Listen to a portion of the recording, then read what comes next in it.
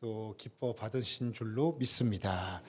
자, 우리 오늘 말씀 함께 보도록 하겠습니다. 로마서 8장 15절 말씀, 로마서 8장 15절 말씀 우리가 함께 합독하도록 하겠습니다. 우리 큰 소리로 함께 합독합니다. 시작. 너희는 다시 무서워하는 종의 영을 받지 아니하고 양자의 영을 받았으므로 우리가 아빠 아버지라고 부르짖느니라. 아멘. 우리 옆에 계신 분 이렇게 손 꼭 잡으시면서 함께 축복하겠습니다.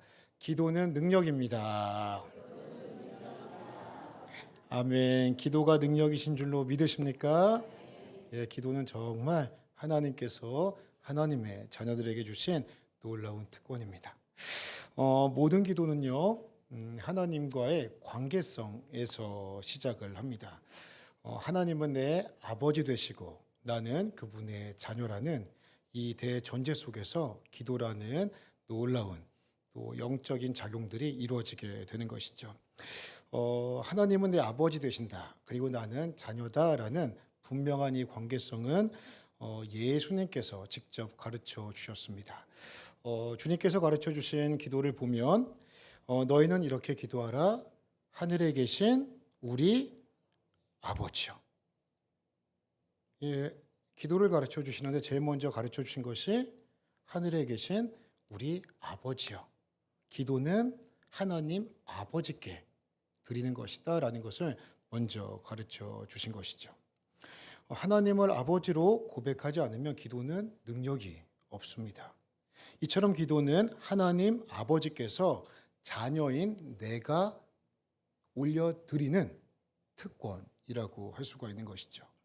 그런데 특별히 오늘 로마서 8장 15절 말씀은 하나님 아버지를 아빠라는 관점에서 강하게 부르짖으라 강조하시죠. 아빠라는 단어의 어감은요, 아버지라는 단어보다 어떠세요? 더 친근하게 느껴지죠. 더 가깝게 느껴집니다. 그런데 이 아람어로 아바라는, 그리고 우리말로 아빠라는 단어는 너무 막역한 그런 단어는 아니에요. 함부로 하는 그런 단어는 아닙니다.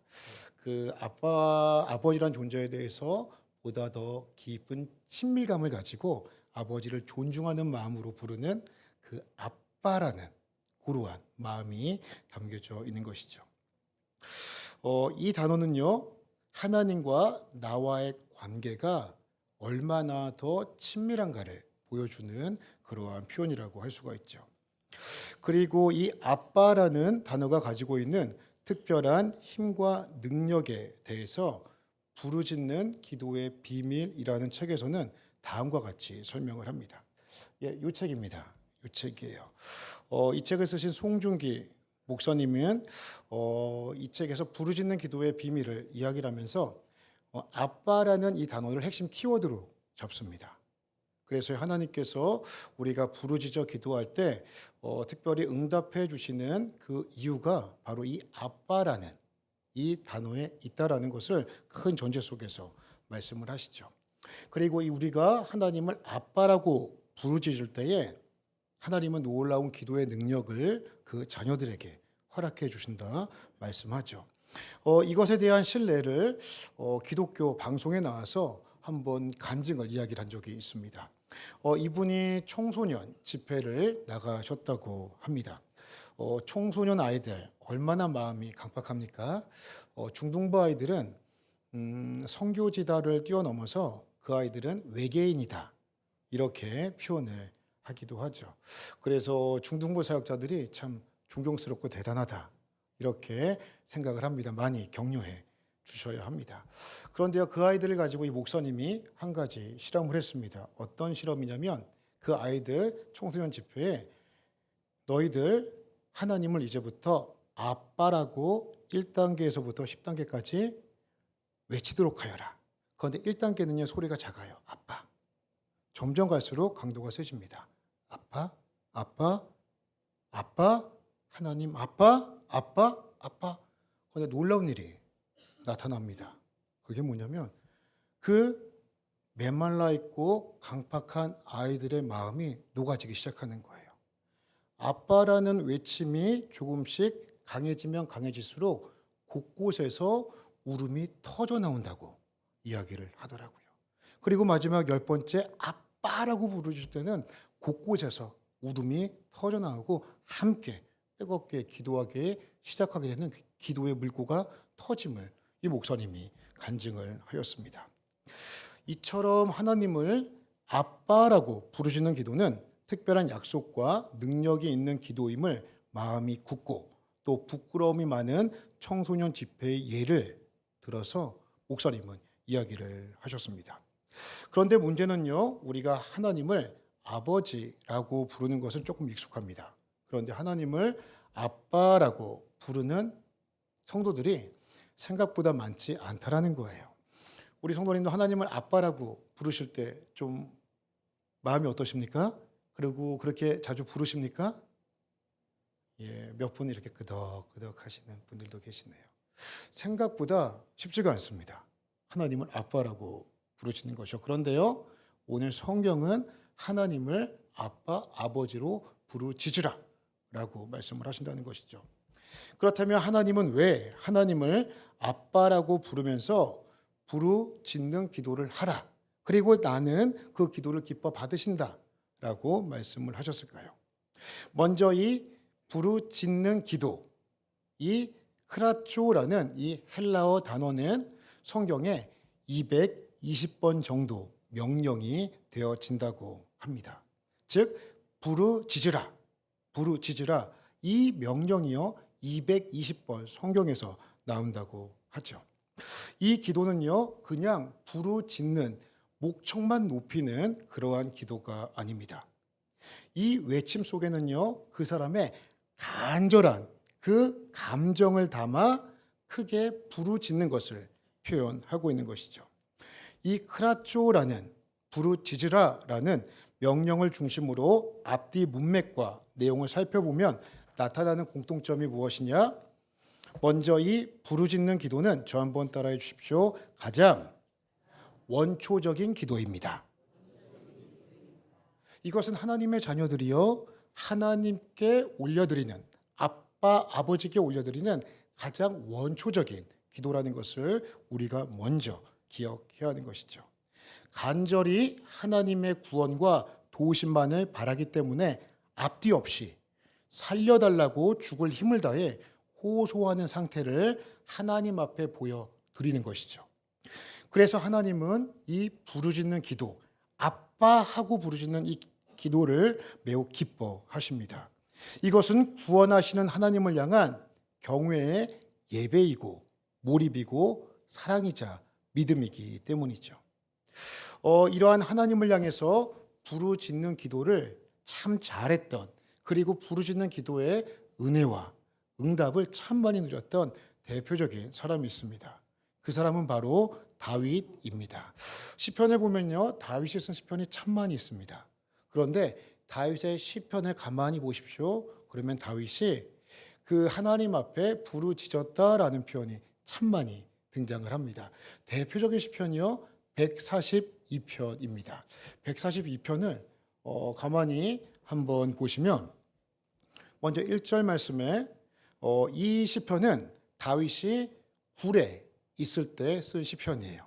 아마 아둘람 굴에 있을 때 쓴 시편이라고 많은 그 시편 학자들은 이야기를 합니다. 그 아둘람 굴은 어떤 때였습니까? 가장 마음이 힘들 때, 인생에서 가장 힘들 때, 그 상황, 그 아둘람 굴에서, 집도 아닙니다, 공동체 생활하며 있었을 그때 지었던 시편이 이 시편이에요. 1절을 보시면 소리내어 여호와께 부르짖으며, 여호와께 부르짖는데 소리내어 부르짖었다. 강조법이죠. 그리고 소리내어 여호와께 간구하는도다. 2절입니다. 내가 내 원통함을 그의 앞에 어떻게 한대요? 토로한대요. 이건 어떤 의미냐면 내 안에 있는 그 답답한 것들을, 내 안에 있는 정서적이고 영적인 그 안의 노폐물들을 입으로 개워낸다라는 거예요. 하나님 앞에 토해낸다는 것이죠. 그리고 보십시오. 내 우환을 그의 앞에 뭐한대요? 진술한대요. 토해내는 거예요. 말로써. 그리고 5절 말씀 보십시오. 여호와여 내가 주께 어떻게 말한대요? 그냥 말하는 게 아니에요. 부르짖어 말한대요. 그리고 6절 말씀을 보십시오. 나의 부르짖음을 들으소서. 나는 심히 비천하니이다. 나를 핍박하는 자들에게서 나를 건지소서. 그들은 나보다 강하니이다. 이 기도를요, 다윗은 하나님 앞에 자기 속에 있는 간절한 마음과 때로는 마음의 쓰레기들을 하나님 앞에 부르짖어 토해내는 기도를 올려드렸다는 것이죠. 그래서요, 이 송중기 목사님이 쓴 부르짖는 기도의 비밀이라는 책에서 제가 몇 구절을 좀 발췌해서 가져왔습니다. 한번 보시면 좋을 것 같아요. 먼저 그 책에 보면 이 다윗과 같은 기도 220번이나 강조되고 있는 이 부르짖는 기도에 대한 명령에 대해서 부르짖는 기도를 강조하는 건 광신도가 아니라 뭐라고요? 성경이라고 이야기를 합니다. 하나님은 부르짖는 기도를 보여주시고 명령하시고 이에 응답하신다. 그 다음에 부르짖는 기도도 비슷하다. 부르짖는 큰 소리로 자신을 위한 것이기도 하다. 부르짖는 기도는 자신을 위한 것이기도 하다. 하나님이 귀가 어두우셔서 우리가 큰 소리로 기도해야 하는 게 아니다. 우리가 영적으로 저급한 상태에서 큰 소리로 기도해야 한다. 하나님께서 우리의 작은 소리 못 들으시지 않으시잖아요. 다 들으시잖아요. 그런데 우리가 그럼에도 불구하고 큰 소리로 기도해야 하는 것은 하나님을 위해서가 아니라 내 영적인 상태가 저급하기 때문에 나를 위해서 부르짖는 기도를 하나님은 하라고 명령하시는 것이죠. 그리고 그 부르짖는 기도를 통해 우리는 영적인 유익을 누리게 됨을 이야기를 하고 있는 것입니다. 그 다음을 보시면 마찬가지로 성경이 부르짖는 기도를 반복하는 건 우리가 부르짖어 기도하지 않음에 대한 강조이다. 동시에 꼭 부르짖어 기도해야 함을 강조하는 것이다. 부르짖는 기도는 매우 중요한데 우리가 그 중요성을 쉽게 잊는 기도법이라는 것이다. 그래서 성경은 우리에게 절대 잊으면 안 된다고 말하고 또 말한다. 성경이 220번이나 강조한다는 것은 그만큼 중요하다는 것이고 그만큼 우리에게 강조한다는 것은 우리가 기도하며 그 부르짖는 기도를 쉽게 잊어버린다라는 이야기가 되는 것이죠. 그리고 끝으로 어떻게 기도한대요? 조용히 기도한다라는 것이죠. 이것은 뭐냐면 부르짖는 기도는 토해내는 기도죠. 하나님 앞에. 그래 다 토해내면 그 다음에 하나님의 음성과 하나님의 뜻을 깨닫는 조용한 그 침묵의 시간, 그 듣는 시간을 가지라는 거예요. 대부분을 보면은 열심히 주여 부르짖고 기도하다가 기도 딱 끝나면 어떡하십니까? 그냥 갑니다. 그때 하나님 이러실 것 같아요. 할 얘기 있으신데 하다가 멈칫 하실 것 같아요. 우리는 내가 할 말만 하고 그냥 돌아가는 경우들이 많이 있다라는 거죠. 그런데 끝으로 조용히 올려드리는 기도에서 듣는 기도의 자리로 한 1, 2분 정도 가만히 머물러 있는 것이 유익하다는 것이죠. 영적인 세계에서 날마다 전쟁이 일어난다. 예수님을 믿고 구원을 얻는 사람들은 악한 영들의 주 공격 대상이다. 악의 세력이 공격하는 방식은 거짓말과 두려움이다.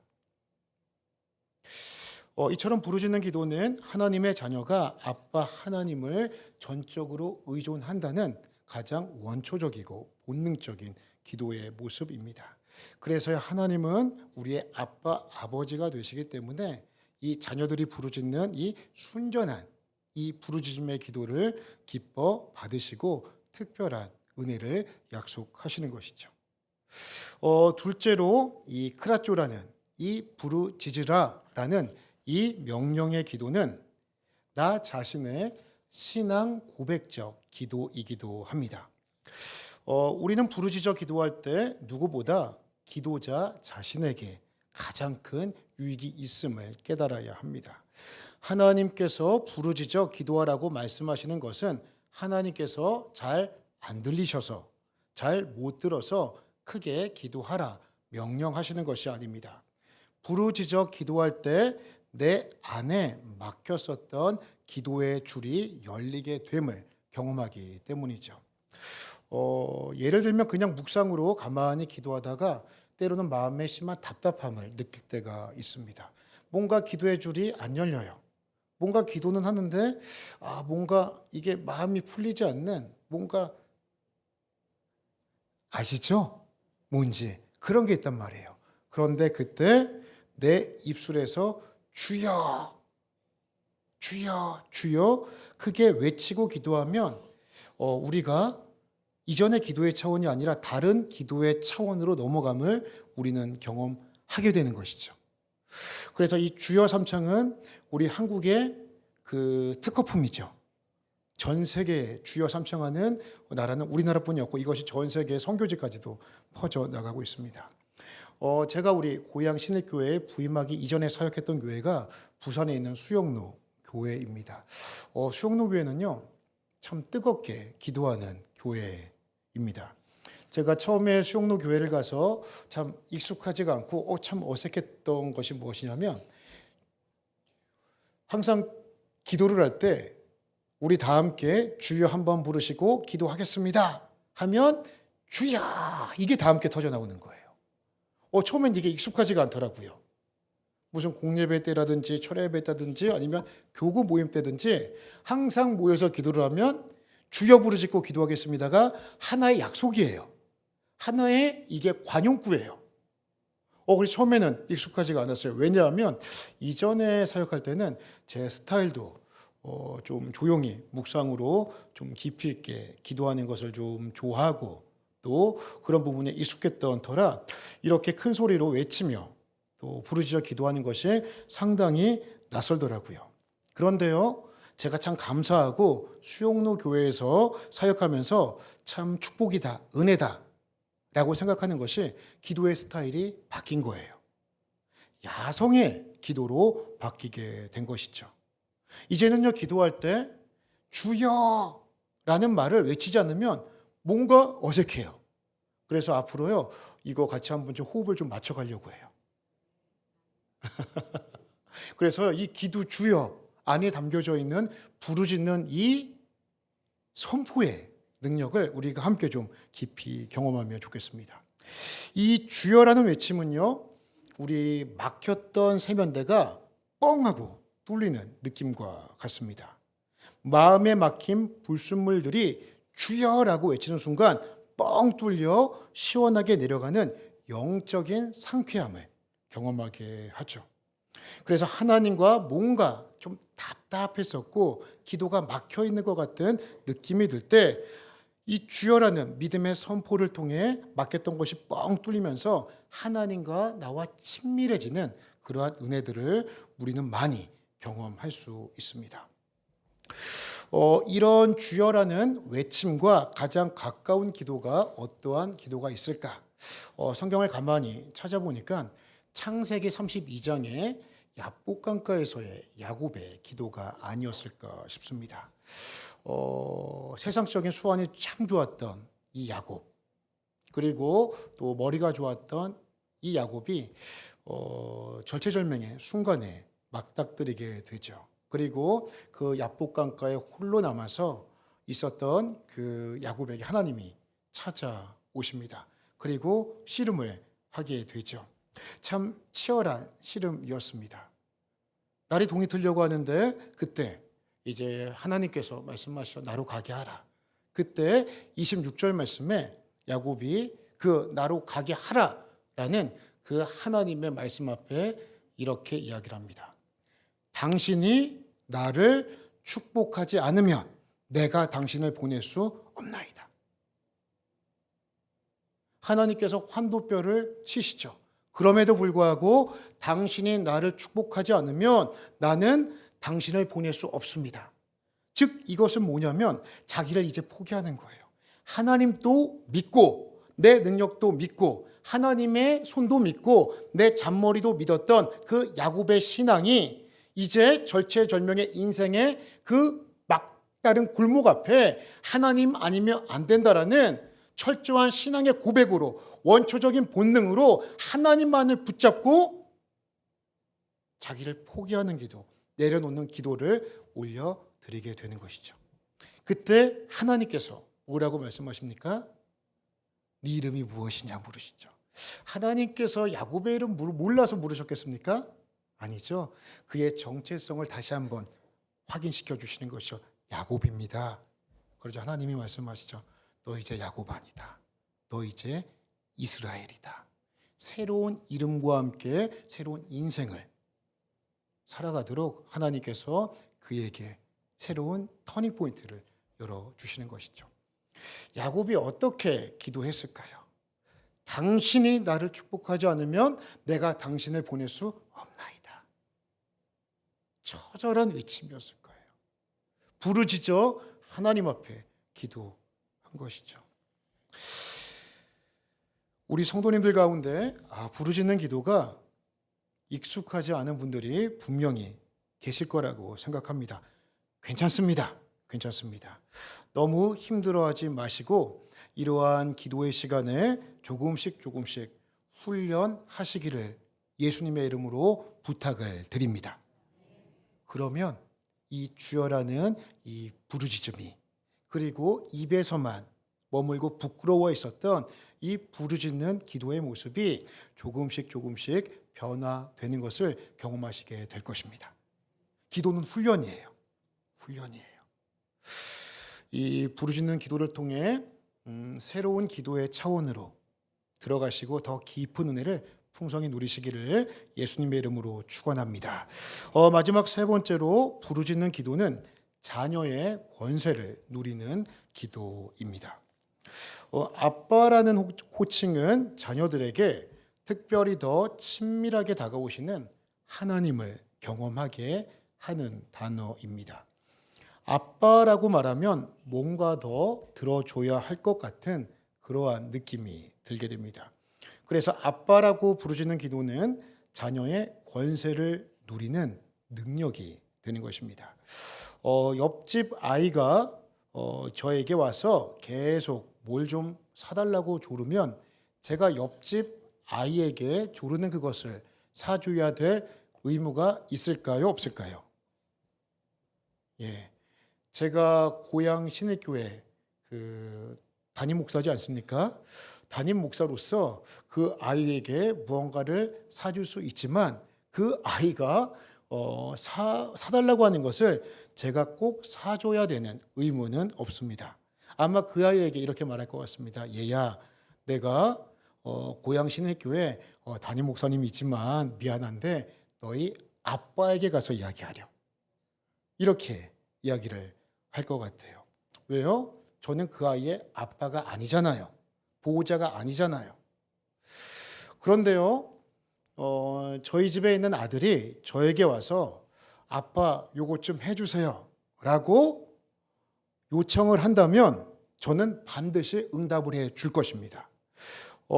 이것이 아들에게 유익이 되면 저는 바로 응답을 해 줄 것이고 이것이 아들에게 아직은 조금 시기상조인데 라는 생각이 들면 저는 조금 있다가 응답을 해 줄 겁니다.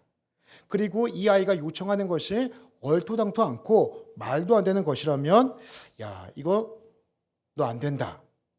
절대로 안 돼. 너 이거 큰 피해 입는다. 너 큰일 당한다.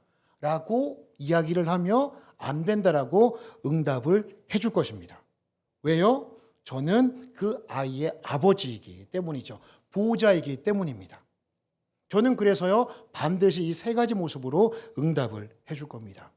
그래서요 하나님은 우리의 아버지 되시고 그냥 아버지가 아니라 로마서 8장 15절의 말씀처럼 우리에게 두려워하는 무서워하는 종의 영이 아니라 양자의 영 하나님의 아들이 되는 놀라운 권세를 주셨기 때문에 하나님 앞에 아빠라고 부르짖는 기도를 할 때에 하나님은 그 기도를 특권으로 여기시고 들어주시는 은혜를 허락해 주신다는 것이죠.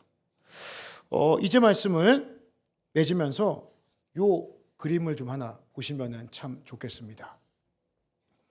이 그림의 요 글도 혹시 잘 보이십니까? 조금 잘 안 보이는 것 같아요. 제가 읽어드리겠습니다. 하나님께 부르짖으려면 무엇이 필요하다고요? 믿음이 필요합니다. 그 믿음은 무엇이냐? 하나님이 나와 꽤 가까운 관계라는 믿음입니다. 복음은 하나님과 우리의 사이의 관계가 얼마나 가까워졌는지를 말씀해 주십니다.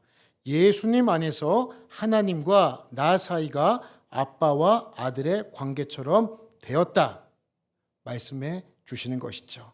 아들은 아빠에게 마음껏 부르짖을 수 있습니다. 성경은 크라쪼의 부르짖는 기도를 220번 반복합니다. 성경이 이렇게 많이 반복한다는 건 우리가 그만큼 부르짖어 기도하지 않음에 대한 강조입니다. 동시에 꼭 부르짖어 기도해야 함을 강조하고 있는 것이죠. 하나님은 우리가 그분 앞에 나아가 간절히 기도할 때 기뻐하십니다. 왜냐하면 부르짖는 기도는 하나님을 전적으로 의지하는 기도요, 의존하는 겸손한 기도이기 때문입니다. 그렇다면 이 시간 우리가 조금 익숙치는 않을지 모르겠지만 이 시간 함께 찬양하고 기도할 때에 우리가 함께 말씀 중에 들었던 것처럼 크게 주여 부르짖으면서 하나님 아버지께 때로는 아빠하며 힘차게 부르짖어 나갈 수 있는 놀라운 은혜가 있기를, 또 그 은혜를 함께 누리시기를 예수님의 이름으로 축원합니다. 이 시간 우리 아바 아버지 우리 함께 좀 찬양하며 나아가도록 하겠습니다.